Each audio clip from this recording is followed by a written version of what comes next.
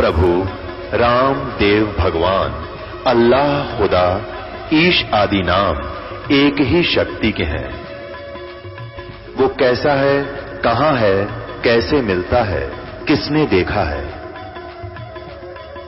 ये प्रश्नवाचक चिन्ह पूर्ण रूप से हटाने के लिए अवश्य सुनिए जगत गुरु तत्वदर्शी संत रामपाल जी महाराज के अमृत वचन सर्व पवित्र धर्मों के पवित्र शास्त्रों के आधार पर।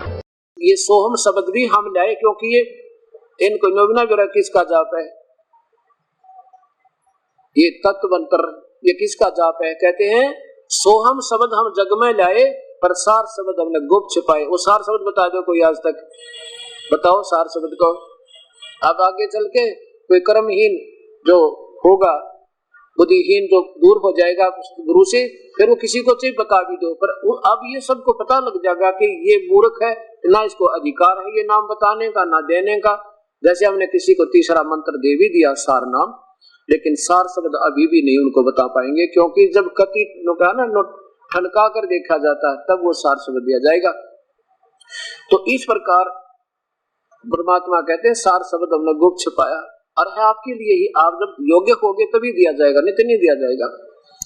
अब क्या बताते हैं कबीर साहब, कहते हैं सोहम जप मुया और व्यर्था जन्म गंवाया। जो भी संत होगा जोहरी लेवे शब्द बिलगाए, यानी कति सोच समझ का उपदेश लेगा और भाई सोहम जप मेरे यो व्यर्था जन्म गंवाया। एक तरफ तो कहते हैं कि ये केवल इसी नाम के जाप करने से जो आपको दो मंत्र का जाप मिलेगा वो सतनाम बनेगा, और उस सतनाम के बिना सारनाम नहीं मिला, और सारनाम नहीं मिला तो सतनाम व्यर्थ। जैसे भी हैंडपंप लगा रहा कोई, हैंडपंप लगाना है तो बोकी मारो, ये सतनाम तो बोकी लगेगी, और जब पानी तक पहुंच जाओगे तो ऊपर मशीन बंधेगी, वो सारनाम होगा, और उससे जो चीज निकलेगी सार शब्द होगा। अब जब तक वो बोकी से ही नहीं लगेगी, सतनाम की कमाई आपकी उस दो मंत्र की ओम और तत् मंत्र की कमाई नहीं होगी, इतना वो तीसरा शब्द वो नहीं मिला आपने। जैसे मिस्त्री होता है, पानी तक बोकी पहुंच जाएगी ना, और वो ऐसे देखा करे कहाँ बात बन गया, तो मशीन बांध देगा, ऊपर की लगाएगा मशीन, जो ऊपर वाली हैंड पंप की जो ऐसे करके चलाते हैं, और फिर वो जल निकलेगा। मालिक कहेगा भाई जल्दी बांध दे, मशीन बहुत देर लगा दी तूने। मिस्त्री नहीं बांध देना भाई, अब नहीं बन सकती, अभी तो पहुंचे नहीं वहां तक, कैसे बांध देंगे, गारा निकल नहीं सकती इस तरह। तो ऐसे ये तीसरा नाम दास अपनी इच्छा से देगा, और ये दोनों मंत्र आपको समय पर मिलेंगे 4 महीने तक। तो पहला मंत्र जो यहाँ तक आपको बिल्कुल सब कमलों को खोल देगा, और दूसरा मंत्र सतनाम होगा जिसमें एक मंत्र ओम इस ब्रह्म का और एक तत् मंत्र उस दूसरे भगवान का पर ब्रह्म का, और तीसरा पूर्ण ब्रह्म का। तो ऐसे ये पूरी जो क्रिया वहां तक आपकी क्लियर खोलेगी, तब ये सार नाम मिलेगा, आपका बेड़ा पार हो जाएगा। बोलो सतगुरुदेव की जय। अब ये कहानी हो रही है हमारे साथ, दास बतावे एक और बिगाड़न वाले अनेक। अब देखिएगा, अब ये निरंकारी मिशन को और देखिए थोड़ा सा। ये तो पहले सीधे आप भोले भाले को तो ये एक निरंकार, बस भगवान को नहीं, यो गुरु आता है ना, यो तो भगवान समझो। वही जो की तो थी जो राजा स्वामी वालों की, वही जो की तो बालेश्वर वालों की, कहते गुरु तो भगवान है और परमात्मा निराकार है, केवल ज्योति दिखे प्रकाश दिखे, और वो जो की तो थी इनकी। उसी स्थान को एक ही बात पे सबने उल्टी सुलटी मनगढ़ंत कथा बनाकर बड़ी आत्माओं को थोड़ा सा डिफरेंस दिखाकर अपनी चतुरता है, और वही इस काल के जाल में फंसा कर पक्का रख दिया। अब ये क्या कहते हैं महापुरुष, क्या नाम देते हैं, तू ही एक निरंकार, मैं तेरी शरण मैनू बख्श ले।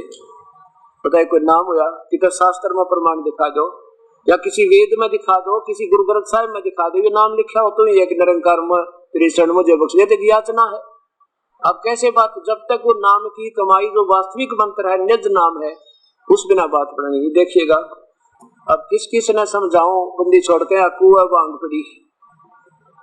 जीवन शिक्षक निरंकारी बाबा गुरुवचन सिख महाराज जीवंत शिक्षक, नीचे देखिएगा निरंकारी मिशन,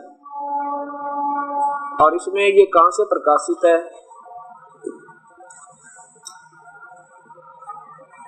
निरंकारी बाबा गुरुवचन सिंह जी महाराज JRD सत्यार्थी सहायक राज वासुदेव सिंह HS उपासक, संपादक है सुलेख साथी, प्रकाशक है संपादक ये है प्रकाश संत निरंकारी मंडल दिल्ली तक। इसके 162 पृष्ठ पर आपको दिखाता हूं कि ये क्या नाम देते हैं। ये है मौलिकता, नीचे देखो पृष्ठ इनका 162। नाम क्या देते हैं, या देखिए कि एक बार ये अमेरिका पहुंच गए, वहां कोई विद्यार्थी मिले तो कोई उनके साथ कोई इनका सेवक था टंडन साहब, उसको गुरुजी ने बता दिया कि दे दे नाम टंडन जी, टंडन साहब नाम दे दे इनको, बता दे नाम। टंडन जी ने क्या बताया, फिर समण जब दे दिया ना उसने क्या दिया संस्कृत में, देखो अंग्रेजी भाषा में ज्ञान समझाया और हजूर के चरणों में पुष्ट हो गई। क्या समझाया यहाँ पे, अंग्रेजी भाषा में समझा दिया। क्या समझाया, फिर पूछा समण कौन सा दिया है, गुरु जी कह रहे हैं जा दे दे टंडन जी नाम। अच्छा, फिर टंडन जी ने क्या नाम दिया, गुरु जी ने पूछा पुरी साहब बाबा जी, पुरी साहब कहने लगे बाबा जी यही नाम दिया है, वन दाऊ फॉर्मलेस, फॉर्मलेस माने निराकार, फॉर्मलेस निराकार भगवान, जो वन दाऊ माने वो जो फॉर्मलेस है निराकार है, और आई सरेंडर टू दी, मैं उसके लिए सरेंडर करता हूं, काइंडली फॉरगिव मी, मुझे क्षमा कर दो। ये गुरबचन सिंह जी बोले यह तो ठीक है कि समझाने के लिए अपने सिमरन को भी ट्रांसलेट अनुवाद किया है, लेकिन पूरा ज्ञान नहीं दिया गया। आप जानते हैं कि भाषा कोई भी हो, गणित के फार्मूले में भी वही जुबान पर चढ़ जाते हैं जो मौलिक होते। इस पर ज्ञान किसी भी भाषा में दिया जाए, सिमरन एक ही है, एक तू ही निरंकार, मैं तेरी शरण मुझे बख्श लो, यही सुमरन हर मानव को देना है, ऐ बंदी छोड़ की जय। हे मेरे परमात्मा, कि आज देखो एक और तमाशा, पहले ऐसे ही क्या करते हैं, अब बहुत से भक्तात्मा मिले मुझे, कहते हैं जी हम बालेश्वर जी से नाम लिया हमने। अच्छा, एक बोला अभी तुरंत ही लिया था, एक ने तो मतलब पीछे आए थे, वो 1 साल पहले की 2 साल पहले की बात है, 2-3 वर्ष पहले आए थे, नदिया भी लिया था, और वो आए को 1 साल हो गया था वहां पे, उन्होंने अमेरिका से आए 1 वर्ष हो गया था, और वो जब वो बता रहा था उससे 2-3 महीने पहले बताया जी मैं नाम लेकर आया हूँ उनके आश्रम तक। तो दूसरा भक्त वहीं से आया हुआ था, उसने पता था, वो कहने लगे वो तो आए नहीं अभी तक, महाराज जी तुम नाम कहाँ से लेकर आए, कहने लगे वो परिचारक है ना वो नाम दे देते, जो वहां रहते हैं उनके सेवक वो नाम देते थे, बिना काफी मतलब ये पहले की बात है। तो मैं बोला भाई एक बात बताओ, गुरुजी कौन हुए फिर उसके, जो आप नाम लेकर आए थे तो आपके गुरुजी कौन हुए, तो कहले गुरुजी तो बालेश्वर जी, कमाल की बात है, नाम तो देवा परिचारक और गुरुजी वो तरह बोला, ये भी कोई समझ में आई भाई। अब लड़की के फेरे तो वह किसे थे, और पति हो कोई तीसरा जो पास भी कोई ना बताया, कोई बात बची। अब ये टंडन जी तो नाम दे रहे हैं, गुरुजी गुरबचन सिंह जी, नाम तो दे दिया उन बच्चों को टंडन जी ने, और फिर गुरुजी कौन, ये गुरबचन सिंह जी। ये परमात्मा, ऐसे एक भक्त मिला जी नाम दे रखा था हमने। अब इशारा हमने सत्संग किया तब कह रहा था जी यह बात मेरे विश्वास में आ रही थी, वो अब नाम दिया उन्होंने यहाँ से दास के पास इशार गए जो बोले एक बात ना समझ में थी, नाम तो थे यहाँ के महात्मा और गुरु जी थे सतपाल जी। जब मैंने उसको यह कथा सुनाई नो बोला जी बात तो की नो, अगर की तुम्हारे कुएं में पड़ के जहाँ जावे वहां एक जैसे पावे थे, किसी बात करनी है 4 बात कान दबा के देख लो, आंख दबा किसी भी मिशन में, ये दूसरी बात नहीं, क्योंकि यही घूम फिर के आगे पाछे नीम तले इन वही जगह पावा थी, ज्योति निरंजन प्रकाश प्रकाश, कान मुझ के देख लो, आवाज सुन लो, मिलना भगवान तेरे देखे आवाज। अब राष्ट्रपति भवन में और गवर्नर भवन में अपने आप बाजे बजते रहते, अपने आप दिन रात उनका ऐसे मतलब सिस्टम कर रखा, बाजे वाले लगे रहते थे, अब तो ऑटोमेटिक हो गए। अब सुनने बाहर खड़े होकर दोनों और मिलना था गवर्नर थे, बात तो गवर्नर में सुने बिना बात होगी ना, गवर्नर तो है नहीं, अब गुण सुनाए बस बेड़ा पार होता। अरे तरह गजब भैया, जाना भगवान के उसी की खुशी में, उसकी कृपा से वहां सतलोक में वो मुरली बज रही है, वो असली वस्तु बज रही है, वहां पर दिन मीठी मीठी धुन हो रही है, क्या बात की, वहां पर महक उठ रही है। तो ऐसे उस जाना था उस परमेश्वर के पास और रह गई यहीं पर। अब निराकार का क्या अर्थ बताते हैं, देखिए इनकी महिमा। अब एक और दिखाता हूं आप महापुरुषों की महिमा। इनका क्या कहना है कि अर्जुन घूम फिर के यही रहते हैं ज्योत निरंजन। गीता जी को आगे रख लेंगे। अभी देखिएगा अवतार दर्शन, ये कहां से छपी है, नीचे देखो,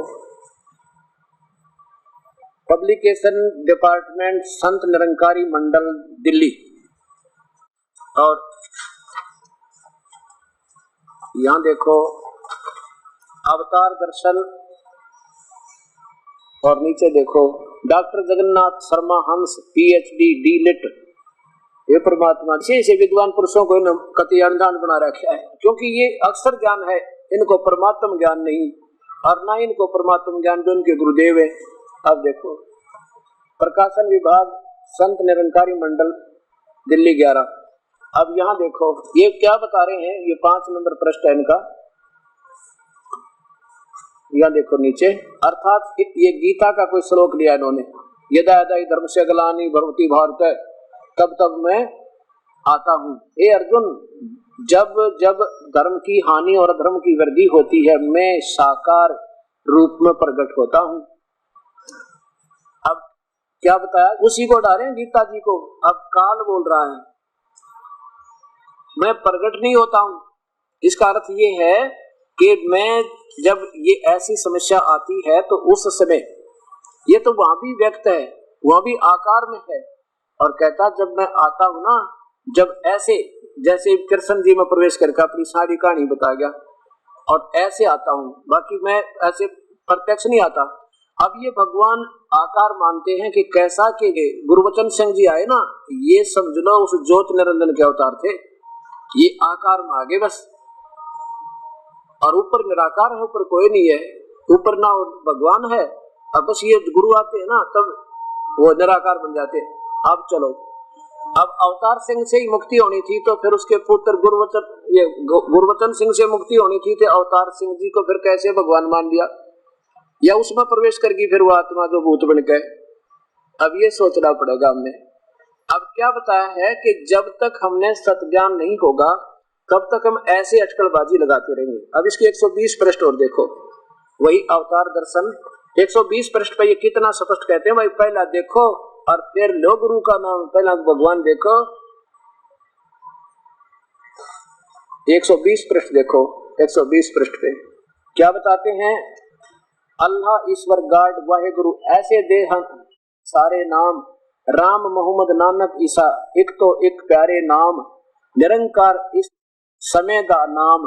आप बना रहे अपनी गढ़ की गढ़ के, निरंकार नाम है, बोला इस समय का नाम निरंकार हो गया। वाह भाई वाह, पानी तो पानी रहेगा, बताओ उसका नाम क्यों बदल दिया, पानी चाहिए कि मैं नाम रख लो उसका। इस समय का नाम, ए भी कोई पुकारे नाम, बिन देखे बिन जाने, ए पर कम न आउन उचारे नाम। जब तक भगवान नहीं देख लेना इतने नाम उच्चारण का कोई लाभ नहीं, पहले दिखावांगे और फिर भगवान मिलावांगे। भगवान निराकार है, पहले दिखावांगे। और पहला दर्शन मगरों प्रीत, फिर वहां कोई जाप करे, और कई अवतार बिना रब देखे, जाप नहीं निर्लाप करे। हे परमात्मा देख किसी कसुती वाणी काट दी है क्या, आदमी तेन चक्कर काट दिया। वाह भाई वाह, भगवान पहले दिखा दे, हम तो भाई 1 मिनट में आओ। और क्या दिखा दे, कहते भगवान क्या है, निराकार है, कहा निराकार है, तो उसका क्या देखना है, देखो देखा आपने क्या दिखा, क्या फॉर्म है उसकी, अगली के दिखे, बस भगवान दिख गया। वाह वाह वाह, क्या बात की, अरे तेरा गजब हो। अगर यही छुरी थी 2 बार दिखाने की, और फिर इतने बड़े शास्त्र, इतने बड़े गुरु ग्रंथ साहब, इतने बड़े वेद ये लिखने क्या जरूरत थी। इन्होंने ऐसा क्रिया कर रखी है कि एक समय एक मेले में ऐसा लिख दिया, भाई आज तक जिन दुनिया में किसी ने जो नहीं वस्तु देखी है ना, इस टेंट में देखो, ऐसा लिख दिया।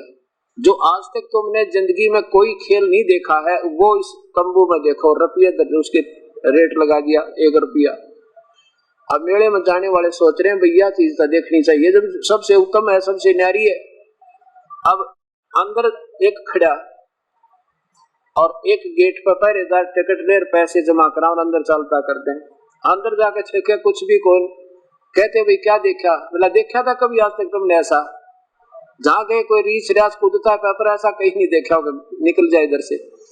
अब पिछले दरवाजे पर वो शर्मानता बताओ ना किसी ने भाई के कहूँ बीचते के पाए बस देखे बात बने।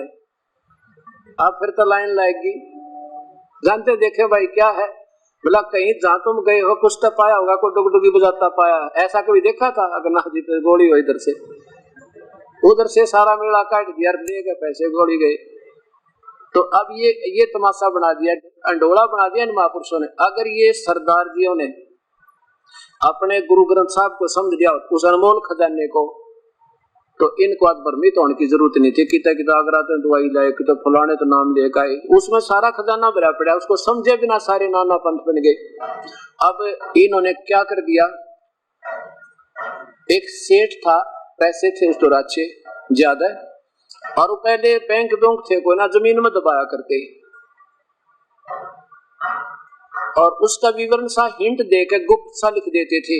अगर तू हो भी जावे तो बच्चे पीछे तुझने निकाल ले, पर आम आदमी ना समझ सके, ऐसे गुप्त संकेत कर देते थे।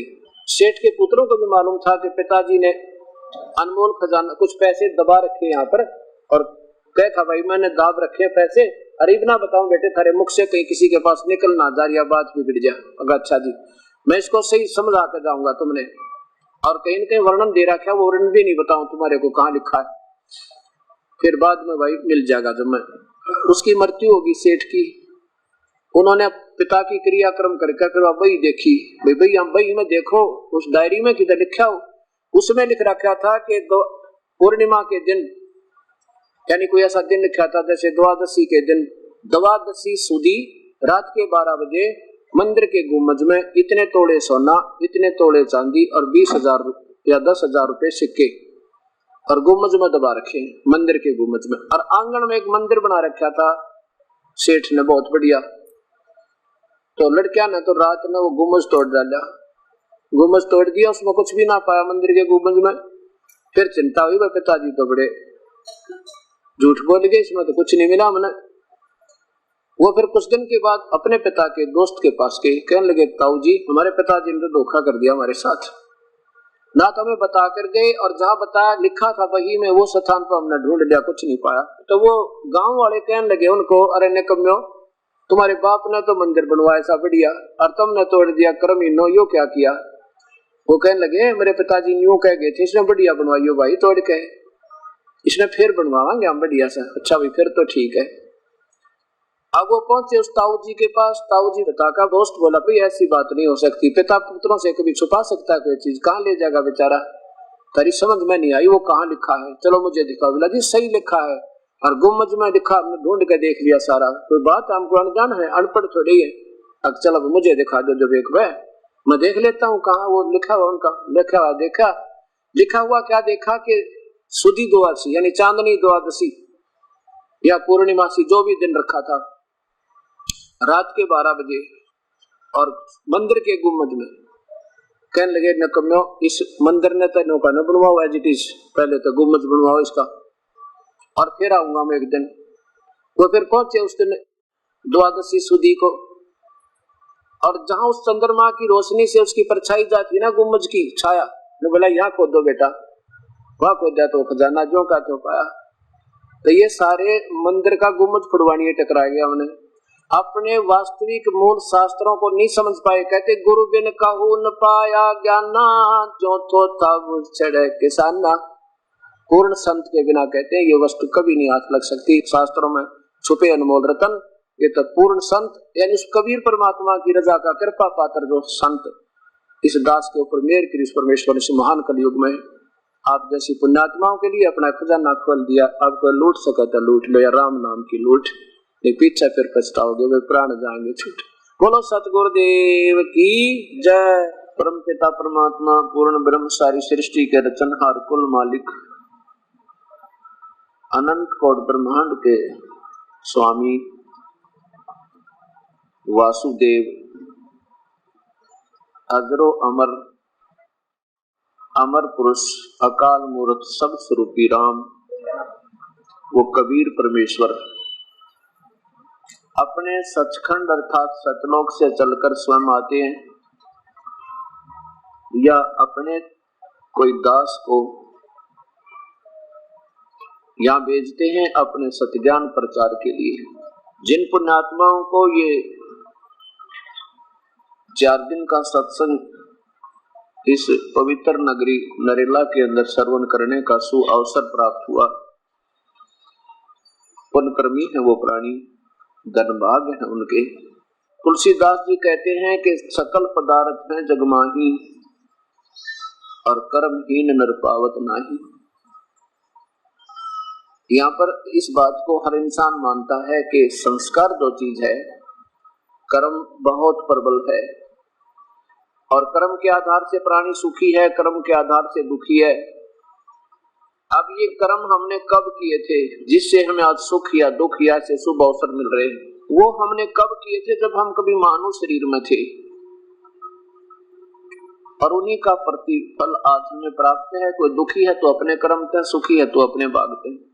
तो ऐसे जो आज पुण्यात्मा इस सत्संग में आ रहे हैं, कितना बड़ा नगर है ये, और इसमें लाखों की संख्या में भक्तात्मा यानी मनुष्य शरीरधारी जीव रहते हैं, और उनको यहाँ आने का अवसर नहीं प्राप्त हो रहा तो उनके संस्कार कमजोर हैं। लेकिन ये रजा हुई है परमेश्वर की कि ये सत्संग जो हो रहा है और इसका माइक लगा है, जहां तक ये स्पीकर जा रहे हैं, इनकी आवाज इन प्राणियों पे, चाहे वो पशु हैं, चाहे पक्षी, चाहे कोई वन्य प्राणी है, चाहे कोई ये पेड़ पौधे वृक्ष हैं या मानव शरीरधारी हैं, जहां तक भी उस परम पिता की अमर कथा की छींट जहां भी लग रही है, उनके भी संस्कार वहां बैठे बन रहे हैं। और एक समय ऐसा आएगा वो पुण्यात्मा जो आज नहीं आ पा रही हैं और सत्संग वहां तक जा रहा है, क्योंकि ये शब्द जो है ये अखंड होता है और ये हर जगह घूमता है, पूरी नगरी में घूम रहा है। परमात्मा की वाणी हर गली गली में, हर घर घर में पहुंच रही है, वो गुप्त रूप में, और वहां जाकर के सबके अंदर इसकी राहत प्राप्त हो रही है, चाहे बेशक वो यहाँ नहीं आ पा रहे। जैसे लेकिन उनको विशेष लाभ नहीं होगा। जैसे हलवा बनाते हैं, हलवा, और हलवा जहां बनता है, अब विशेष लाभ तो वो लेते हैं हलवा जहां बन रहा है, जो उसमें उपस्थित हो गए भंडारे में, उनको खाना मिला, वो हलवा खाने को मिला, लेकिन उसकी महक, उसकी खुशबू आस पड़ोस तक भी लाभ दे रही है, आनंद आ रहा है। ऐसे ही ये परमात्मा की जो अमृत वाणी वर्षा हो रही है, विशेष लाभ तो इस अमर वाणी का, इस सत्संग का, अर्थात इस हलवे का लाभ वो प्राप्त करें जो यहाँ पर सत्संग रूपी ये हलवा खा रहे हैं।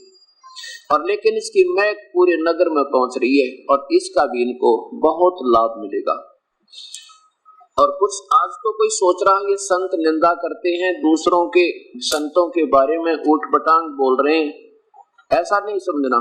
ये तो माइक लगा के ऐसे बोलना तो सभ्य व्यक्ति का काम नहीं होता, और ऐसे कोई बोल के दिखाओ बिना किसी आधार के कोई प्राणी कोई बात करता है, वो इंसान ठीक नहीं। तो यहाँ जो भी प्रमाण आपके सामने आते हैं, उन्हीं महापुरुषों ने जो अपनी सोच बताई है वो पढ़कर सुनाई जाती है कि वो ये कह रहे हैं, और जिसके आधार पर पूरे समाज को आधारित कर दिया, भगत समाज को, और अपने वास्तविक शास्त्र इसके विपरीत बता रहे हैं, वो सही है। और कुछ दिनों के बाद फिर ये प्राणी आप आवेंगे और आंखों से इनके आंसू नहीं रुकेंगे और धिक्कारेंगे अपने आप को, जैसे बाबा नानक जी ने कबीर साहब से जो वार्ता की थी, कह दिया था तो कमीना है, ये क्या जाने भक्ति के बारे में। कह सकते हैं, कोई बड़ी बात नहीं, क्योंकि जब तक हमें ज्ञान नहीं होगा तो हम कुछ भी बोल सकते हैं। जब जानकारी होगी फिर आंखों में आंसू आते हैं। फिर उन्होंने आंखों में पानी भर के अपने आप को क्या कहा था गुरु नानक देव जी ने कि नानक नीच कहे विचार ये धानक रूप रहा करतार, मुख निंदा आख्या दिन रात, पर घर जो ही नीच मनात। मैंने आपके बारे में ना जरा के निंदा भी करी, कईयों को उठपटांग भी कहा, वो क्या जानता है। लेकिन कहते हैं नानक नीच कहे विचार, विचार के भयानक रूप रहा करता।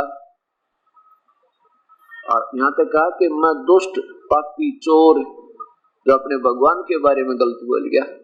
तो परमात्मा को तो मालूम है कि जब तक इनको नशा है, जैसे बाप अपने पुत्र को समझावे बेटा तू ये शराब मत पीवे, तेरा ये रास्ता गलत है, इनके पास मत जा, जो तेरे साथी हैं ये अच्छे नहीं है। और वो शराब पी करके अपने बाप को ना जाने के कह दे, बुरा से बुरा शब्द बोल देता है। और जब नशा उतर जाता है फिर रोता है बैठ के अपने पिता के चरणों में बैठ के, पिताजी मेरे से गलती होगी, अगर मैंने कोई बात कही अपशब्द कहा हो तो आप मेरे भले में ही मेरे से बार बार मिल रहे थे, मुझे बुला रहे थे, कह रहे थे बेटा वहां मत जा। तो ऐसे जब भगत समाज का, चाहे वो हिंदू है, मुसलमान, चाहे सिख है, ऐसा ही हमारा भगत समाज है। कोई विशेष समाज नहीं, कोई मजहब नहीं, धर्म नहीं, कोई जात नहीं, हमारी केवल जीव जाति है। और मानव हमारा धर्म है। जब मानव जैसे कर्म करेंगे तो मनुष्य है, और मानव से विपरीत कर्म करते हैं, शास्त्र विरुद्ध साधना या शास्त्र विरुद्ध कर्म जो हम करते हैं तो मानव नहीं है। तो ऐसे ये सत्संग का जो अमृत बरस रहा है इस नगर में, नेक्स्ट बार अगली बार जब रजा होगी प्रभु की, फिर देखना ये प्राणी कितने उमड़ का होंगे, क्योंकि इनके संस्कार ऐसे ही बनते हैं। कहते हैं जिस नगरी का वनोदय होता है उसमें सत्संग होते हैं।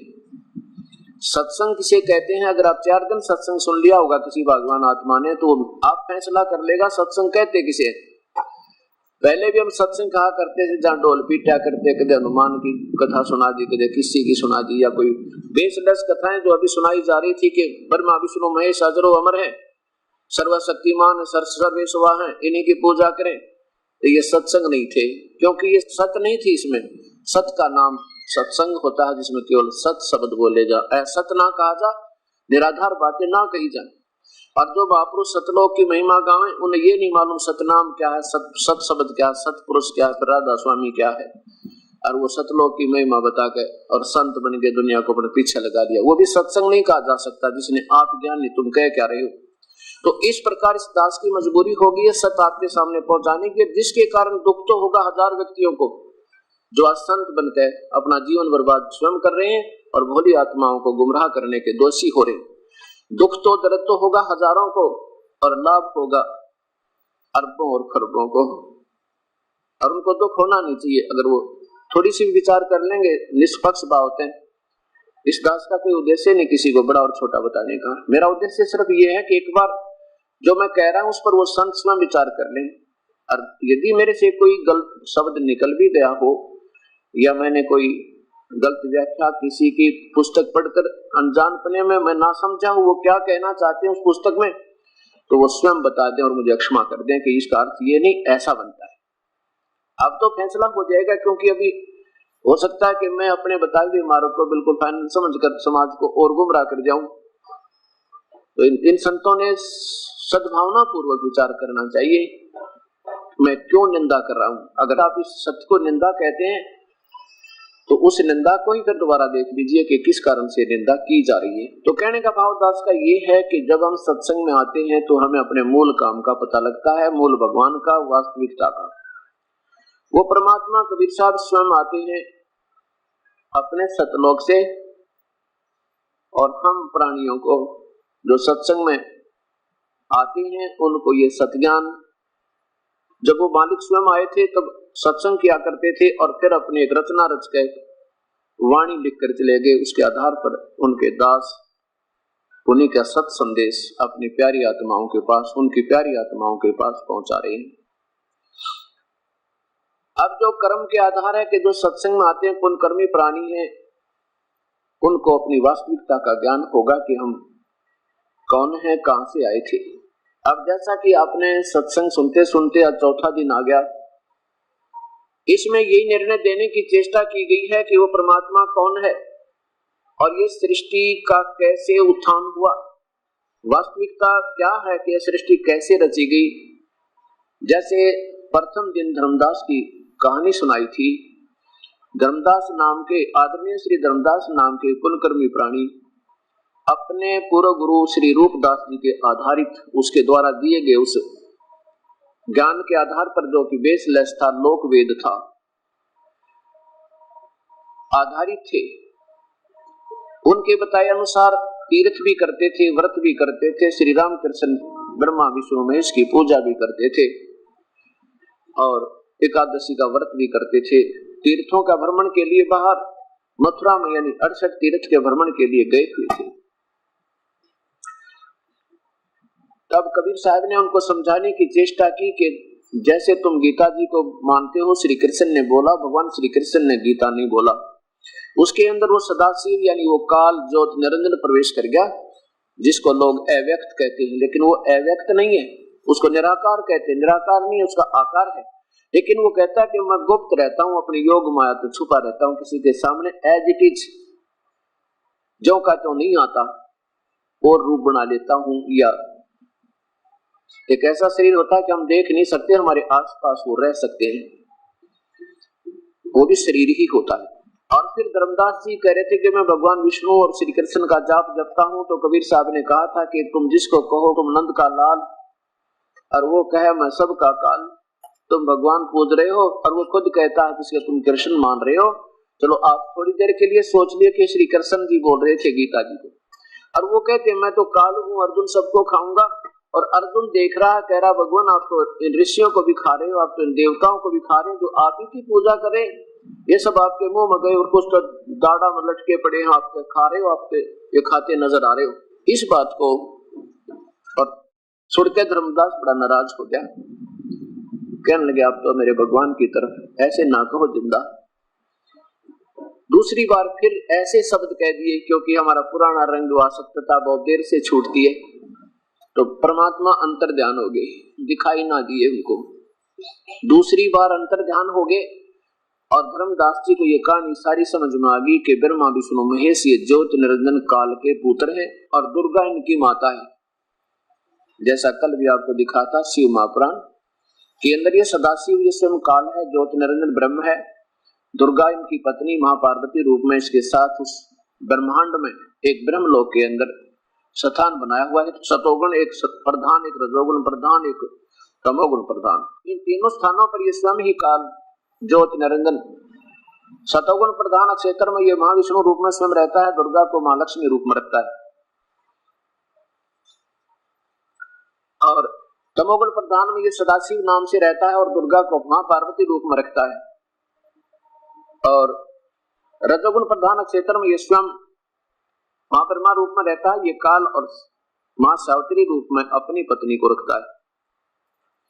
अब देखिएगा एक ब्रह्मांड का लघु चित्र, ये एक अंड कहो चाहे पिंड कहो चाहे ब्रह्मांड कहो, इसे ये एक ब्रह्मांड है। इसमें इस काल भगवान ने ज्योत निरंजन ने इसके 21 ब्रह्मांड है, उनमें 21 ब्रह्मांडों में ऐसी स्थिति है, सब में 20 ब्रह्मांड ऐसे समझो और 21 में वो समृत। यहाँ देखो ये ब्रह्मलोक में ये काल स्वयं महाविष्णु और दुर्गा को मां पार्वती रूप में रखता है। यहाँ से तो इनसे जो पुत्र उत्पन्न होता है उसको ये सतोगुण बना देते हैं और उसका नाम विष्णु रख देते हैं, फिर बेहोश कर देते हैं।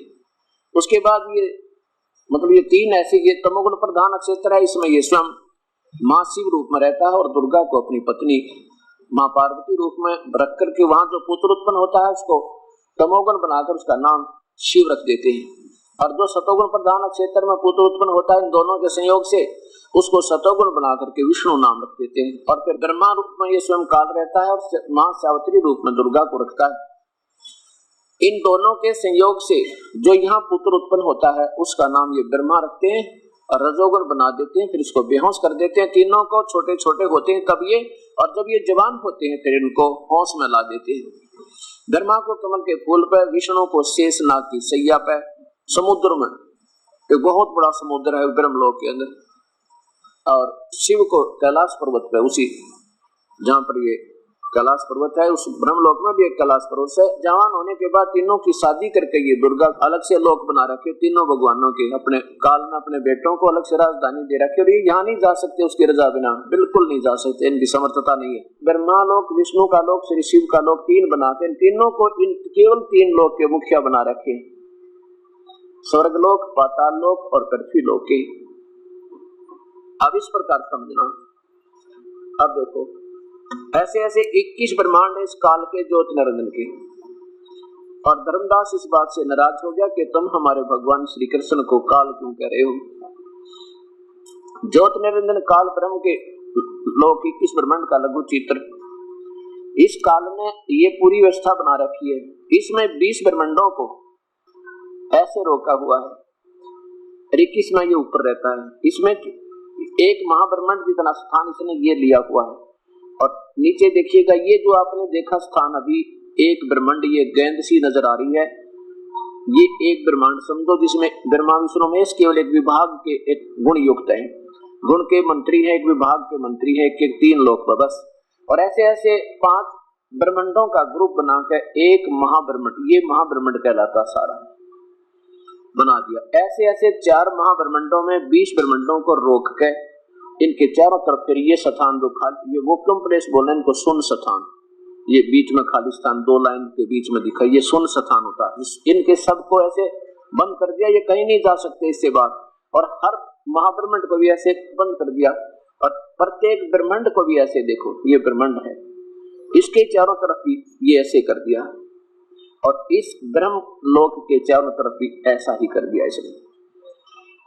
हर के बाद शून्य है और ऐसे विष्णु लोक के चारों तरफ भी शून्य है और इनमें द्वार होते हैं निकलने के, और वहां से ये अपने लोकों से किधर से भी जा सकते हैं इनमें, लेकिन इसमें प्रवेश ये नहीं कर सकते। ऐसे ही कहते हैं संत ने ब्रह्मांड फोड़ दिया, एक शरीर की मालिक कपाली यहाँ से निकालकर शरीर से आत्मा बाहर निकाल दी, तो वो कहाँ जाएगा, ये ब्रह्मांड समझो। और यही शरीर का नक्शा है। इससे निकलने के बाद वो आत्मा जिसने कहते हैं ब्रह्मांड फोड़ दिया और वही मुक्त हो गया। वो इस बीच में खाली स्थान है, सुन से बहुत लंबा चौड़ा, कई करोड़ों किलोमीटर यानी योजन का तो इसकी चौड़ाई है। इसकी थोड़ा सा दिखाई देता आपको, और ये तो बहुत लंबा चौड़ा। तो इसमें ये चक्कर काटता रहता है, यहाँ घूमता रहता है, मस्ती मारता रहता है। जब इसके पुण्य समाप्त हो जाते हैं और फिर ये यहाँ नरक में आ जाता है और फिर पशु बन जाता है। ये 21 ब्रह्मांड काल के इन 20 ब्रह्मांडों को ऐसे रोक के 21वां एक महाब्रह्मांड तुल, ये स्थान भाव से, क्योंकि सारी चीज दिखाने के लिए बहुत बड़ा दिखाना पड़ा, ये सारे, ये पूरा एक महाब्रह्मांड है इतना। इसमें इसने क्या किया है कि यहाँ एक लॉक लगा रखा है, यहाँ देखो, यहाँ से 3 दिशा हो जाती है, एक तो सीधी जाती है, एक इधर आ जाती है, एक ऐसे। इसने हर ब्रह्मांड में ऐसा ही बना रखा है, हर ब्रह्मांड में। लेकिन यहाँ पर फिर ये लॉक ऐसा लगा दिया कि इधर से कोई नहीं जा सकता जब तक कबीर परमेश्वर का वो सतनाम ना होगा। ये लॉक, ये वज्र कपाट कुल्फ यानी ताला, ये इधर जा सकते हैं, इधर जा सकते हैं। ये 21 ब्रह्मांड एक ब्रह्म यानी ज्योत निरंजन काल के समझो। और अब देखो ये ब्रह्मांड हो गया, ये 21 ब्रह्मांड ब्रह्म के, ज्योत निरंजन के, अपर ब्रह्म और पूर्ण ब्रह्म और ब्रह्म, इन तीनों की स्थिति समझिए। अब ये है कुल सारे लोग, असंख्य ब्रह्मांड। ये तो सतलोक है जो आपको नीला नजर आता है सारा, ये सब इसको छोड़। ये उठे अनामी लोक, ये केवल संकेत दिए हैं या अभाव है कागज का इसलिए नहीं बना पाई। और ये अगम लोक, ये अलग लोक, ये भी बहुत विस्तृत है। और अब हम सतलोक पर पहुंचना, हमने पहले यहाँ जाकर के फिर आगे अलग और अगम और अनामी की सोचेंगे कहाँ जा के। जो अभी आपने देखे थे, ये देखो, ये आपने 21 ब्रह्मांड देखे थे ज्योत निरंजन काल के 21 ब्रह्मांड। अब इनकी स्थिति अब समझो ये आ गई है इस पूरे ब्रह्मांडों की तुलना में। ये भी बहुत बड़े दिखा दिए क्योंकि ये दिखते रहने चाहिए ताकि आपको हमने ब्रह्मा विष्णु महेश की स्थिति समझाने के लिए। वैसे तो ये सारे इसके 21 ब्रह्मांड इस गेंद से भी छोटे आ जाएंगे पूरों की तुलना में। तो अब ये 21 ब्रह्मांड ज्योत निरंजन के और ये यानी ब्रह्म के, और ये 7 संख ब्रह्मांड, ये 7 संख ब्रह्मांड जो ब्राउन कलर के, ये पर ब्रह्म के, अक्षर पुरुष के, और ये बाकी जो सारे कुल ये सतलोक असंख्य ब्रह्मांड इधर है, असंख्य इधर है, ये इन्फिनिटी, और ये ऊपर के लोग, ये सारे, इन पर भी प्रभु, इन पे भी प्रभु, इनका सबका प्रभु ये कबीर देव है। इसी को अकाल मूर्त सर्वस्वरूपी राम, सतपुरुष, परम अक्षर पुरुष, पूर्ण ब्रह्म आदि आदि नामों से उपमात्मक नाम इस परमेश्वर के, और वास्तविक नाम इस परमेश्वर का कबीर देव है। अब जैसे गीता अध्याय नंबर 15 का आपने सुना था कि ऊपर को जड़ वाला, नीचे को शाखा वाला। ये उल्टा लटका हुआ संसार रूपी वृक्ष है अर्जुन, और जो संत इन सब ब्रह्मांडों को जानता है उसको समझो वो तत्वदर्शी संत है। अब देखो गीता अध्याय नंबर 15 लीजिए पहले, और श्लोक नंबर 1 को ही आपको दिखाएंगे। 1 2 3 4 जिस आप स्वयं फैसला करने लग जाओगे कि ये संत अभी तक हमें क्या बता रहे थे, वास्तविकता क्या है, शास्त्र क्या बताती है, इनकी अपनी सोच हमें क्या शिक्षा दे रही है, जो सत्य है या असत्य है ये स्वयं फैसला कीजिए। श्रीमद् भगवत गीता, गीता प्रेस गोरखपुर से प्रकाशित है, और इसमें देखिएगा 15 नंबर अथ पंचदशो अध्याय, अथ 15वां अध्याय पहला श्लोक देखिएगा। ऊर्ध्व मूलम, आदि पुरुष परमेश्वर मूल वाले कि संसार रूपी वृक्ष उल्टा लटका हुआ संसार रूपी वृक्ष है, और जड़ तो समझो पूर्ण परमात्मा है उसकी, पूर्ण ब्रह्म। ये देखिएगा आदि पुरुष परमेश्वर मूल वाले, ये देखो आदि पुरुष परमेश्वर तो मूल है, और तीनों गुण रूपी शाखा है, नीचे को शाखा अधः शाखम, नीचे को शाखा वाले। इस संसार रूपी पीपल के वृक्ष को अविनाशी कहते हैं, जैसा इन्होंने टीका किया है। और जो संत इस पूरे संसार रूपी वृक्ष को मूल सहित जड़ भी बता दे कौन है, तना भी बता दे कौन है, और पुरुष ये दार बता दे कौन है, और टहनी बता दे कौन है, उसको तत्वदर्शी संत समझना। वह सह वेदवित, वो वेद के तात्पर्य को जानने वाला है, बाकी बनावटी बातें बना रहे हैं, वो तत्वदर्शी नहीं है। अब देखो आपके सामने क्या है कि ये जो अभी आपने पूर्ण ब्रह्म असंग ब्रह्मांड का मालिक देखा था, वो तो समझो सारे ब्रह्मांडों का कुल मालिक जड़ रूप है। जड़ माने जिससे खुराक चलती है, जो सबका पालन करता, ये पूर्ण ब्रह्म परम अक्षर पुरुष पूर्ण ब्रह्म कबीर साहब जो है, ये तो जड़ है। इन जड़ों से ही सभी को राहत मिलती है। अब ये क्या है, तना। अब यहाँ देखो, जब वृक्ष जड़ से ऊपर ऊपर नजर आता है, जमीन से बाहर दिखाई देता, उसको क्या कहते हैं, वृक्ष, पेड़। परमात्मा कबीर साहब अपनी रची हुई रचना को आप ही बता रहे हैं। अक्षर पुरुष एक पेड़ है, निरंजनवा की डारे, तीनों देवा शाखा है, ये पाते रूप संसार। अक्षर पुरुष ये पेड़ जमीन से बाहर नजर आ रहा है, ये पेड़ समझो। तना तो उसका अक्षर पुरुष है, तना अक्षर पुरुष यानी ब्रह्म, पर ब्रह्म, जैसा कि जिसके साथ संग ब्रह्मांड आपने ये ब्रह्मांड देखे थे। ये देखो, ये तो पारब्रह्म, तना तो समझो पारब्रह्म, और ये जड़ है, ये मूल, ये पूर्ण परमात्मा। इसका उदाहरण के लिए उल्टा लटका हुआ वृक्ष, एक सिंपल साधारण उदाहरण देने के लिए भगवान ब्रह्म काल बोल रहे हैं। ये तो समझो जड़ है, और ये इसका तना है, और ये एक डार निकली। 21 ब्रह्मांड का मालिक केवल एक डार है, और ये इसकी शाखा, तीनों गुण रूपी शाखा है। अब यहाँ देखो, ये अक्षर पुरुष तो ज्योत, ये परब्रह्म है, ये तो तना, और ये ब्रह्म सरपुरुष, ये एक डार निकली वृक्ष है, और उस डार के फिर आगे 3 टहनियां, रजगुण ब्रह्मा, सतगुण विष्णु, तमगुण शिव जी रूपी टहनियां हैं।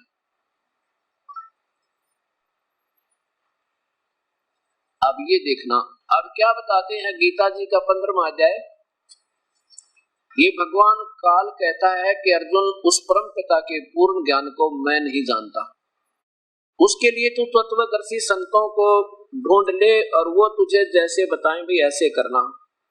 अब मैं नहीं जानता उस परम पिता के पूर्ण ज्ञान को, और जो इस तत्वदर्शी संत हो उनके पास जाइए, उनको दंडवत प्रणाम करने से। ये देखिए गीता जी का अध्याय नंबर 4 का श्लोक 34 देखो, जिसमें गीता बोलने वाला भगवान अपने हाथ खड़े कर देता है कि मैं उस परमात्मा के बारे में नहीं जानता, वो तो वो संत है। उस ज्ञान को तू तत्वदर्शी ज्ञानियों के पास जाकर समझ, उनको भली भांति दंडवत प्रणाम करने से, उनकी सेवा करने से, और कपट छोड़कर सरलता पूर्वक प्रसन्न करने से वे परमात्म तत्व को भली भांति जानने वाले ज्ञानी महात्मा तुझे तत्व ज्ञान का उपदेश करेंगे। मैं नहीं बता सकता उस परम पिता के बारे में, वो तो कोई संत आएगा, वो बताएगा जो तत्वदर्शी संत होगा। और वो तत्वदर्शी होगा कौन? 15वें अध्याय के पहले श्लोक में स्पष्ट कर दिया। ये पंथ 10वां अध्याय प्रथम में कर दिया क्या कि आदि पुरुष परमेश्वर मूल वाले, यानी उस उल्टे लटके हुए संसार रूपी वृक्ष की जड़ तो पूर्ण परमात्मा है। वो पूर्ण ब्रह्म आदि पुरुष सबसे पहले का भगवान सर्वशक्तिमान पूर्ण ब्रह्म मूल वाले अधः शाखम। अब संस्कृत देखना हमने साथ पड़ेगा क्योंकि इन महापुरुषों ने ये ठीक अनुवाद नहीं कर पाई है। अधः शाखम माने नीचे को तीनों गुण रूपी शाखा, रजगुण ब्रह्मा, सतगुण विष्णु, तमगुण शिवजी। इन ब्रह्मा मुख शाखा वाले नहीं, नीचे को शाखा, नीचे अधः माने नीचे को शाखा वाले है। ऊर्ध्व मूलम ये तो जड़, ऊपर को जड़, आदि पुरुष परमेश्वर पूर्ण परमात्मा रूपी तो जड़ वाले। और ये बीच के नहीं बताए काल ने, ये इसको इसने जानकारी नहीं पूरे ब्रह्मांडों की छोड़ दिया क्यों, तो कोई संत बताए। फिर नीचे को शाखा वाला, बस नीचे को तीनों गुण रजगुण ब्रह्मा, सतगुण विष्णु, तमगुण शिवजी रूपी शाखा वाले। इस संसार रूपी वृक्ष को शाखा वाले, संसार रूपी पीपल के वृक्ष को अविनाशी कहते हैं, वेद जिसके पत्ते कहे गए। और उसी संसार रूप वृक्ष को जो साधु, जो संत, जो पुरुष, जो व्यक्ति मूल सहित जड़ से लेकर और टहनियों तक न्यारी न्यारी व्याख्या कर देगा भिन्न भिन्न, तो वो समझो जो तत्व से जानता है, मूल सहित तत्व से जानता है, वो तत्वदर्शी संत है। सह वेदविद वो तत्वदर्शी है, वो सही वेद के तात्पर्य को जानने वाला, जो वेद को सही समझ ले उसको तत्वदर्शी कहते हैं। यानी पूरे ज्ञान को, 5 वेद हैं, 4 वेद नहीं, 4 तो अभी तक हमें प्राप्त थे, लेकिन 5वां उस परमेश्वर ने स्वयं आकर बताया, जो ब्रह्म ने ज्योत निरंजन ने छुपा दिया था उसको। अब वह तत्व से जानता है, वह वेद के तात्पर्य को जानने वाला, वो तत्वदर्शी संत भी बता दिया कौन है कि वो समझना। और फिर देखो नीचे दूसरे में, उस संसार वर्ष की तीनों गुण रूप रजगुण ब्रह्मा, सतगुण विष्णु, तमगुण शिवजी। रजगुण ब्रह्मा है, सतगुण विष्णु है, तमगुण शिवजी, तीनों गुण रूप ये शाखा वाले। तीनों गुण तो शाखा हैं, विषय पर वाला शाखा, संस्कृत साथ देख लेंगे। विषय पर वाला माने विषय विकारों की कोपलों की तरफ उल्टी हुई ये शाखा है, यानी तीनों शाखा है। और नीचे और ऊपर मनुष्य लोक में फैली हुई, और मनुष्य लोक में ये कर्मों के बंधन में, कर्मों के अनुबंधन में बांधने वाली ये भी मुख्य कारण है, अर्थात ये जीव को फंसा रही है और तीनों लोकों में व्याप्त है। इन्होंने अपने हिसाब से ये उल्ट सुलट काफी इसकी सरलात कर दिया, फिर भी कहने का भाव इनका यही है। अब ये देखना कि रजगुण ब्रह्मा है, सतगुण विष्णु, तमगुण शिवजी, क्योंकि ये ऐसा निर्मल ज्ञान हो गया, 1-2 वर्ष तो दास ने हर पल उदाहरण देने पड़ेंगे आपको, ताकि आपका हृदय ये समझ सके। और 100 व्यक्ति समझ गए, हजारों को समझा देंगे भी हम अपना आंखें देखा है और जो का तुम शास्त्रों में लिखा है, तो फिर ये समाज विचलित नहीं रहेगा। ये देखिएगा स्वयं भगवान शंकर कहते हैं कि मैं तो तमोगुण हूँ और ब्रह्मा रजोगुण है, विष्णु जी सतोगुण। तो तीनों गुण रूपी शाखा रजगुण ब्रह्मा है, सतगुण विष्णु, तमगुण शिवजी समझो। ये देवी भागवत सभास ये संस्कृत हिंदी सहित दोनों अनुवाद भी है और ये साथ में संस्कृत भी इसकी मूल भाषा भी है। अत देवी भागवतम सभाष्टिकम स मातम खेम राज श्री कृष्ण दास प्रकाशन बम्बई। इसके तीसरे सकंद में देखिएगा, ये ऊपर दूसरा सकंद अंत होता है, ये तीसरा प्रारंभ होता है। अत श्रीमद देवी भागवते भाषा टीका युक्ते तृतीय सकंद प्रारंभते। और इसमें शंकर भगवान कहते हैं 7वें श्लोक समाप्त हुआ 8वें में। हिंदी देखिए 8वें की, हे माता, अपनी माता दुर्गा को, शेरा वाली को शिव शंकर भगवान कहते, हे माता, यदि हमारे ऊपर सदा दया युक्त हो तो हमको तमोगुण में किस प्रकार प्रदान किया, मुझे तमोगुण क्यों बनाया, ब्रह्मा को रजोगुण और हरि यानी विष्णु को सतोगुण क्यों बना दिया। अब देखो संस्कृत देखिएगा, ये 7वां श्लोक अंत हुआ, 8वां मंत्र प्रारंभ हुआ। यदि दया धर्मना नष्टाम्बिक के कथम है विहित, मैं क्यों बना दिया, अहम माने मैं, विहित माने क्यों बना दिया, तमोगुण, मुझे तमोगुण क्यों बनाया आपने। और कमल जय कमल से उत्पन्न होने वाले ब्रह्मा को रजोगुण संभव रजोगुण क्यों बना दिया? और सुविता किमु क्यों माने क्यों, सुविता माने बना दिया सतोगुण हरि विष्णु को आपने सतोगुण क्यों बना दिया? इति सिद्धम तीनों गुण, रजगुण ब्रह्मा है, सतगुण विष्णु है, तमगुण शिव जी है। आप इसको आगे देखिएगा, यही पवित्र गीता जी। आप तीसरा श्लोक पढ़िए, ये दूसरा हुआ कि रजगुण ब्रह्मा है, 15वें अध्याय का ये नीचे देखिएगा तीसरा श्लोक।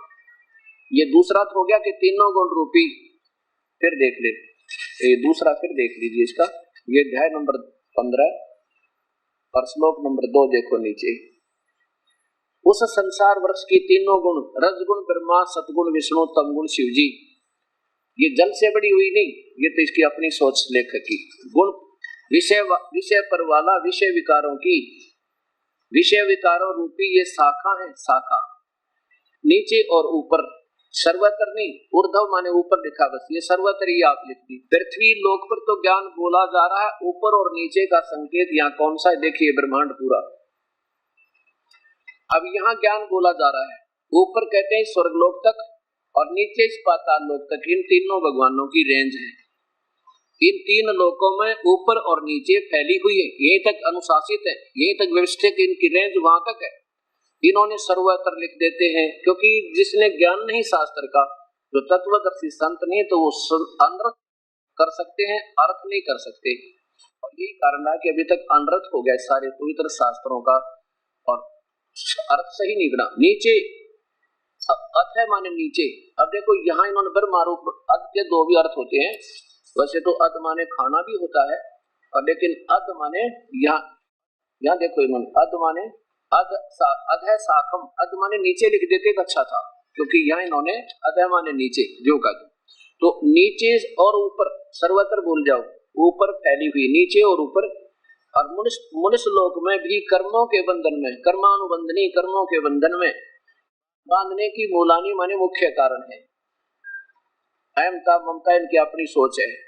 आप ये संस्कृत, मूल संस्कृत में ये शब्द नहीं है, इन्होंने उल्टा अर्थ करना शुरू किया, तो बीच में अपने ये संस्कृत के शब्द अनुवाद करते समय घुसेड़ दिए। बाकी मूल संस्कृत ठीक है, इसमें नहीं कोई फेरबदल हो रहा। या फिर अध्याय माने नीचे ठीक है, और ऊपर उर्धव भी नहीं है इसमें, मूल संस्कृत में 2 बार उर्धव नहीं है। अनुसंततानी सभी लोकों में नहीं, व्याप्त हो रही है, बस ये लिखना था। तीनों या लिखते तीनों लोकों में, मृतलोक, पृथ्वीलोक और पातालोक, तीनों लोकों में व्याप्त हो रही है, इतना ही लिखना था। आगे देखो अब तीसरे में क्या कहा, जो गीता बोलने वाले भगवान ने कि अर्जुन जो मैं तुझे ज्ञान सुना रहा हूं ना, इसमें इस अब अपने ज्ञान के दौरान अर्थात तेरे और मेरी चर्चा में मैं तुझे उस पूर्ण परमात्मा के पूर्ण ब्रह्मांडों का यानी संसार रूपी वृक्ष को अलग अलग नहीं समझा सकता, मेरे को इतना ज्ञान नहीं है, वो तो संत और है। क्या कहता है कि संसार रूपी वृक्ष का स्वरूप जैसा कहा है, जैसा थोड़ा बहुत बता देते हैं ना, कहते ऐसा हम नहीं बता पाएंगे, कहा है वैसा यहाँ विचार काल में, विचार काल माने तेरे और मेरे डिस्कशन में यानी गीता की चर्चा में मैं नहीं बता पा रहा, तेरे और मेरे विचार काल में वैसा नहीं पाया जाता जैसा मैं बताऊंगा ना। इतना ही नहीं है यो कि ऊपर को जड़ पूर्ण परमात्मा, नीचे को तीनों शाखा ब्रह्मा विष्णु महेश, ये तो और भी बीच में बहुत विवरण है, मैं नहीं बता पा रहा। ऐसा नहीं पाया जाता, क्योंकि न इसका आदि है, न इसका अंत था, न इसकी अच्छी प्रकार प्रतीति ही है। इसलिए ये सुविरुद्ध मूलम, सुविरुद्ध माने अति दृढ़ मूल वाले, ये नहीं, ये भूल जाओ, अति दृढ़ मूल वाले संसार रूपी पीपल के वृक्ष को दृढ़ वैराग्य रूपी शस्त्र द्वारा काटकर, अब काटकर इन्होंने छोड़ दिया जो का तुम, इसका अर्थ ये बनता, भावार्थ लिखना कि उस सत्य ज्ञान रूपी तत्वदर्शी संत बताएगा, उस सत्य ज्ञान रूपी सच्चे हथियार हैं, सत्ज्ञान रूपी हथियार हैं, शस्त्र हैं, इसको काटा जा सके, इस उलझी हुई गुत्थी को समझाया जा सकता। आगे देखो, और फिर चौथे में कमाल कर दिया कि जब तेरे भाग उदय हो जाए अर्जुन, अर्थात सभी प्राणियों को संकेत है इसमें कि किसी का भाग उदय हो जाए, वो संत मिल जाए, तत्वदर्शी संत सारे ब्रह्मांडों की न्यारी न्यारी व्याख्या करता हुआ, कहते उसके बाद उसके चरणों में गिरकर दंडवत प्रणाम करके विनम्र भाव से अपना कल्याण करवा लेना, और फिर जैसे वो संत का केवल उसी परमात्मा की भक्ति करना और मत करना। अब देखो उसके पश्चात उस परम पद रूप परमेश्वर को भली भांति खोजना चाहिए, जिसमें गए हुए साधक व्यक्ति फिर लौटकर संसार में नहीं आते, अर्थात उनका फिर जन्म मृत्यु नहीं होता। और जिस परमेश्वर से यानी पूर्ण परमात्मा से, जिस परमात्मा से पुरातन संसार वृष्टि प्रवृत्ति विस्तार को प्राप्त हुई है, अर्थात जिसने सारे ब्रह्मांडों की रचना की है, और मैं भी उसी परमात्मा की शरण में हूँ, मैं भी उसी आदि पुरुष नारायण आदि पुरुष मूल वाले, मैं भी उसी की शरण में हूँ। और इस प्रकार दृढ़ निश्चय करके उस परमेश्वर का मनन और निधिध्यासन करना चाहिए। जब तक वो ना मिले तो मेरी भक्ति करो, उससे अच्छी तो मेरी है ब्रह्मा विष्णु महेश की छोड़ के, ऐसे गीता बता रही है। और जब वो मिल जाए तो केवल उसी की करो और मत करना भाई। उसके पश्चात उस परम पद रूप परमेश्वर का की भली भांति खोज करनी चाहिए, जिसमें गए हुए पुरुष फिर लौटकर संसार में नहीं आते, अर्थात फिर उनका जन्म और मृत्यु नहीं होता।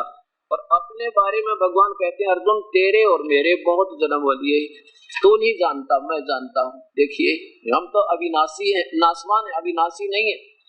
अध्याय नंबर 4 का श्लोक नंबर ये 5 है। हे परंतम अर्जुन, मेरे और तेरे बहुत से जन्म हो चुके हैं, उन सबको तू नहीं जानता, मैं जानता हूँ। इति सिद्धम, गीता बोलने वाला भगवान अजरो अमर नहीं है, ये नासवान है। आगे देखो 15वें अध्याय का 4था श्लोक है, जिसमें गए हुए पुरुष फिर लौटकर नहीं आते, और जिस परमेश्वर से पुरातन संसार रूपी वृक्ष की प्रवृत्ति प्राप्त हुई है, उसी आदि पुरुष नारायण की मैं शरण हूँ। आदि पुरुष कौन है?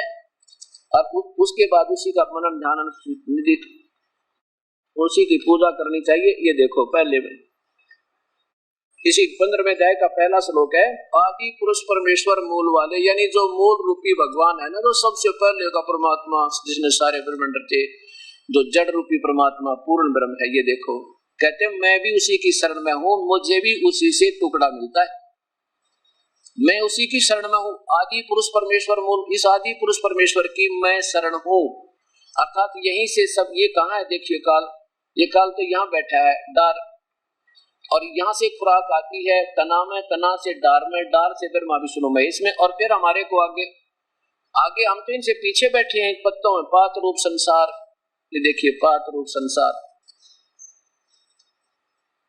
अक्षर पुरुष एक पेड़ है, निरंजन वाकी डार। अक्षर पुरुष ये परब्रह्म एक पेड़ है, और निरंजन ये क्षर पुरुष ब्रह्म वाकी डार, और तीनों देवा शाखा है भाई, ये पाते रूप संसार। हम तो आगे टहनी और पाते हो गए, छोटी छोटी और छोटी टहनी होगी, ये शाखा है। तो हमें खुराक मिलना है इन्हीं से, ब्रह्मा विष्णु महेश से। लेकिन ये चलती कहाँ से है? ये चलेगी मूल जड़ से। ऐसा समझाने के लिए इसका बहुत ही निर्मल उदाहरण दिया है। अब देखना इसी अध्याय नंबर 15 का श्लोक नंबर 16 और 17 में ये पूरी स्थिति क्लियर होगी, स्पष्ट हो जाती है कि ऊपर को 3 भगवान बताए, 3। देखो अध्याय नंबर 15 का ये श्लोक नंबर, मंत्र नंबर 16, संस्कृत देखो इधर नीचे को 16 में, ये 16 नंबर श्लोक है। दुवौ इमौ पुरुषौ लोके, दुवौ इमौ पुरुषौ लोके छर्च अक्षर। अब क्या बताया है कि इस काल वाले ब्रह्मांडों में 2 भगवान हैं, इस पृथ्वी वाले लोग। ये जो लोग है ना, 7 संख परब्रह्म के और 21 ब्रह्मांड इस ज्योति निरंजन के, ये पृथ्वी वाले लोग कहलाते हैं। ये तो पृथ्वी वाले लोग हैं। जैसे एक तो इनकी कंस्ट्रक्शन ऐसे समझो जैसे मिट्टी की पहले दीवार बनती थी, मिट्टी की, और ये पक्की ईंट हो जाए समझो। परब्रह्म का इतना सफाई है ये भी मिट्टी से है, ये भी मिट्टी से, या ये समझो कि ये कंक्रीट समझो और ये आम छोटे मोटे जैसे ईंट समझो। इनमें और इनमें इतना अंतर है। ये पृथ्वी वाले लोग कहलाते हैं। इन पृथ्वी वाले लोकों में 2 भगवान हैं, एक क्षर पुरुष और एक अक्षर पुरुष। क्षर पुरुष तो ये ब्रह्म है जिसके 21 ब्रह्मांड है, अक्षर पुरुष ये परब्रह्म है जिसके 7 संग ब्रह्मांड है। इसमें क्या बताया कि ये तो सीधा नासवान है, क्षर पुरुष ब्रह्म तो, और परब्रह्म जो है ये अविनाशी कहा है अक्षर पुरुष, अक्षर माने जिसका विनाश ना हो, अक्षर का अर्थ ये होता है, क्षर माने नाशवान, अक्षर माने जो विनाश नाशवान ना हो, इसलिए इसको भी नाशवान कहा है। क्यों कहा है कि जैसे एक तो चीनी का एक मिट्टी चीनी का कप हो सफेद चाय पीने वाला, वो तो स्वाभाविक ज्ञान है सभी को कि गिरते टूटे, ये तो नाशवान है, अस्थायी। और दूसरा जो स्टील का कप हो, स्टील का उसकी तुलना में नाशवान नहीं, अविनाशी दिखे, बहुत स्थायी है, लेकिन समय आने पर उसमें भी जंग लगेगा, स्टील का विनाश होगा, मिट्टी होगी, लेकिन होगी बहुत लंबा समय लगने से। और चौथा भगवान अविनाशी बताया, तीसरा भगवान अविनाशी बताया पूर्ण ब्रह्म, इसका कभी विनाश नहीं होता। समझो सोना है ये धातु जिसका कभी अस्तित्व समाप्त नहीं होता, ये वो सोना समझो। तो ऐसे इस 15वें अध्याय के 16 और 17 श्लोक को इस समझने से पहले इस नक्शे को अपने हृदय में रखना है। अब क्या बताया कि जैसे इसके ब्रह्म और इसके अंदर जितने भी देव हैं, चाहे जीव हैं, राजा है चाहे महाराजा, इनके शरीर तो स्थूल शरीर नाशवान है, शीघ्र नाश होने वाले, और ये काल भी स्वयं एक क्षर पुरुष है। स्थूल शरीर तो नाशवान है और जीवात्मा अविनाशी है, इसका जीवात्मा का विनाश नहीं होता। और ये परब्रह्म इसमें क्या बताया कि ये खुद भी नाशवान है, और इसी प्रकार इसके भी जो यहाँ पहुंच गए जो संत साधक हैं, इस रहते हैं जीव, वो भी उनका स्थूल शरीर तो नाशवान है और जीवात्मा अविनाशी। इन दोनों के अंदर स्थूल शरीर हर प्राणी का, चाहे ब्रह्मा है चाहे विष्णु चाहे शिव, ये स्वयं काल है, इनका स्थूल शरीर तो नाशवान है और जीव रूप में ये अविनाशी है, ये मरते नहीं। और इसी प्रकार परब्रह्म भी यानी इसके दोनों के शरीर में जीवात्मा का स्थूल शरीर तो नाशवान है और जीवात्मा तो अविनाशी है, स्थूल शरीर इसमें भी नाशवान है, पर इसमें और इसके नाश होने में थोड़ा समय गना लगे, इसमें ज्यादा स्थायी है इससे, और लेकिन ये वो स्थान है, इस परब्रह्म का भी विनाश होगा बहुत समय में, लेकिन ये पूर्ण परमात्मा का कभी विनाश नहीं होता, इसलिए इसको अविनाशी कहा है, बाकी सब नाशवान फिर भी सिद्ध करते हैं।